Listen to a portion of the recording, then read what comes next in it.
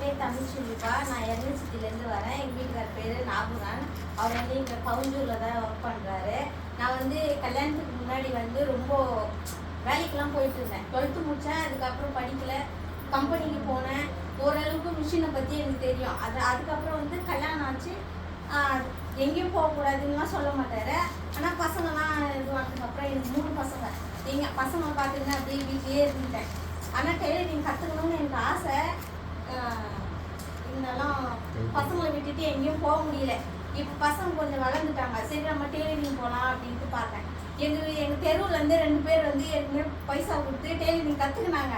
ஆனால் அவங்க இதெல்லாம் எந்த இதுவுமே தைச்சி யார்கிட்டும் யூஸ் ஆகும். அதனால என்ன சொன்னாங்க, இப்போ நான் இந்த கிளாஸுக்கு வரும்போது பார்க்குறோம் அவங்க போனாங்க. இப்போ ஒன்றும் பண்ணல, நீங்கள் மட்டும் என்ன பண்ண போறீங்க அப்படின்னு கேட்டாங்க.